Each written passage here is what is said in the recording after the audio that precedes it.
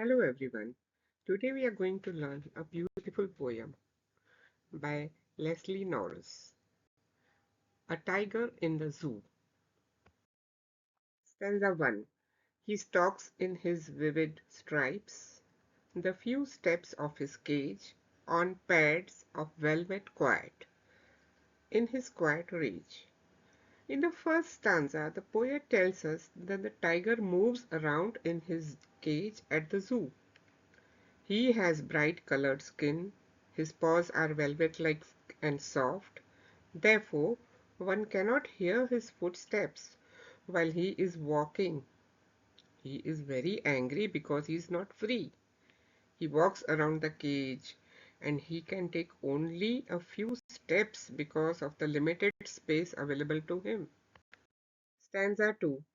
He should be lurking in shadow, sliding through long grass near the water hole where plump deer pass.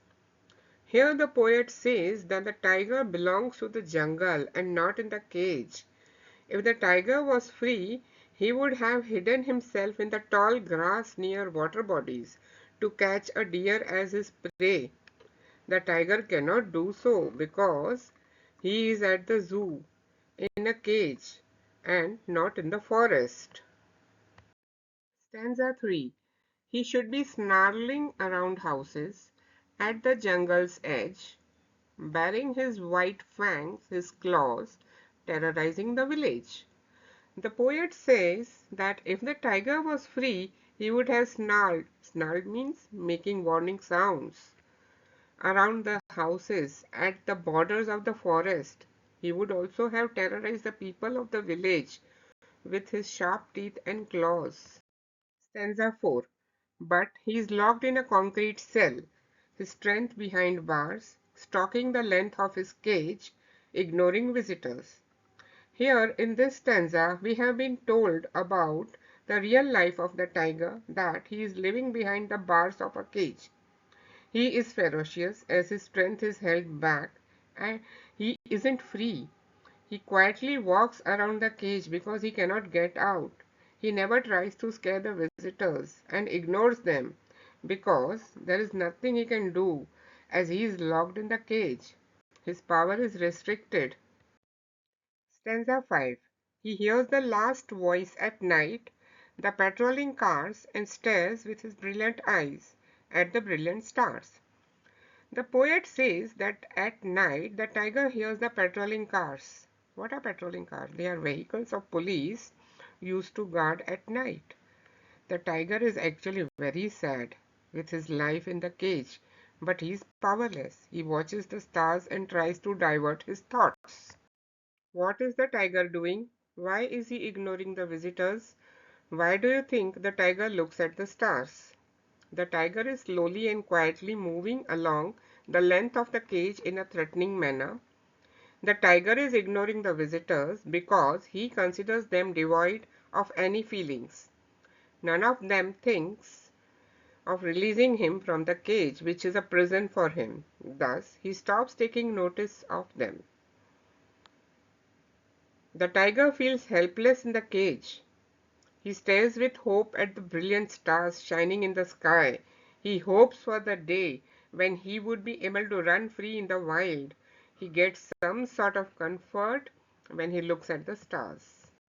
Why should the tiger snarl around the houses at the edge of the forest? The tiger should snarl around the houses at the edge of the forest because of the following reasons. Firstly, the villagers will not disturb the peace of forest. Secondly, they will not kill the animals for money or just for fun. Where should the tiger have been kept according to the poet? The poet thinks that the tiger should have been in the jungle, lurking in the shadow of long grass to prey on the deer near the water hole. He should also be on the outskirts of the jungle, snarling around houses and terrifying villagers. Why does the tiger express his rage quietly? The tiger expresses his rage quietly because there is nothing he can do from behind the bars of his cage. He has lost all his power. According to the poet, the tiger is helpless as his strength now lies inside the cage. He is no longer free as he was in the jungle.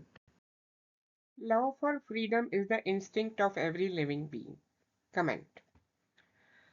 In A Tiger in the Zoo by Leslie Norris, the poet shows a majestic tiger trapped behind bars, pacing silently in a small cage. Though strong and fierce by nature, the tiger appears helpless and restless. In the wild, the tiger would roam through the forest, hunt, and express his nature, but in the zoo, his spirit is suppressed. Just like the tiger, all creatures, humans and animals alike, have an instinctive desire for freedom. The poem reminds us that freedom is not a luxury, it is a birthright. Taking it away causes suffering, even if the cage looks safe. True happiness comes only when we live with dignity, choice, and freedom. Is it right to confine wild animals into cages? Why or why not? Wild animals are meant to live in the wild. They are not meant to be caged and displayed in the zoos. The species of tiger is on the verge of extinction. There used to be a time when they used to roam proudly and freely in the jungle. They are not meant to live a life in a zoo, leading to depression and misery. They have the right to freedom like all other living beings. Moreover, their kids lose the hunting capabilities as they are not trained to hunt in the wild. As a result, they would not be able to feed themselves. Furthermore, confining wild animals disturbs the whole ecological balance. We should thus let the wild animals run free in the forest. They do not belong to the cage. What does the poet convey through the poem? The poet tries to expose the miserable life led by the animals in the zoo. He compares the life of a tiger in the zoo with its life at a natural habitat. The animals have the right to freedom and should not be caged. They should be allowed to run free in the forest. Poetic device, imagery, is the use of descriptive language that appeals to our five senses: sight, sound, smell, taste, and touch, to create vivid mental pictures or feelings in the reader's mind. Examples: vivid stripes, lurking in the shadow, sliding through long grass, snarling around houses, terrorizing the village, stalking the length of his cage, ignoring visitors, stars with his brilliant eyes. Poetic device symbolism. Instead of saying something directly, poet uses symbols to suggest ideas. Norris symbolizes the words cage and sky. Cage symbolizes the captivity of the tiger by humans. Sky, on the other hand, symbolizes the freedom that the caged tiger longs for. By symbolizing cage and sky, Norris shows the helplessness of the tiger. Poetic device oxymoron. The use of two consecutive words that have contradictory meanings. Norris uses the phrase quiet and rage, in which the words quiet and rage have contrasting meanings, making it mean silent and anger or suppressed anger. The next poetic device is personification. Personification is when a poet gives human-like qualities to non-human things, like animals, objects, or nature. The tiger is referred to with the use of the pronoun he. Animal has been personified here. It can feel like humans and feels helpless at being imprisoned and wanting to be free. It has been given human-like qualities in this poem. The next poetic device is alliteration. Alliteration is repetition of initial consonant sounds in the same line. Alliteration has been used in the following phrases of the poem. should be lurking in shadow, plump deer pass in a concrete cell.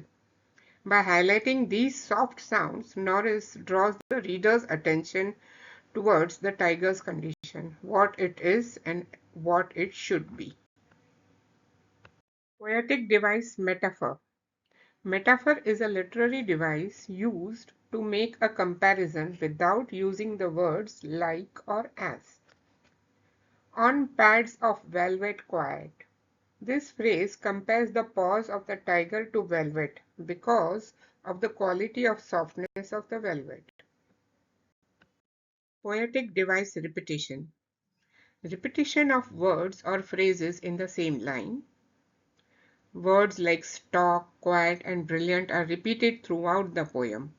The words stock and quiet refer to the strength of the tiger and how it has been trapped inside the cage. The word brilliant, on the other hand, refers to both the sky and the tiger's eyes. It represents the tiger's yearning to be free. Let us revise the whole poem. A tiger in the zoo. He stalks in his vivid stripes, the few steps of his cage, on pads of velvet quiet, in his quiet rage. He should be lurking in shadow, sliding through long grass, near the water hole where plump deer pass. He should be snarling around houses, at the jungle's edge, baring his white fangs, his claws, terrorizing the village. But he is locked in a concrete cell, his strength behind bars, stalking the length of his cage, ignoring visitors.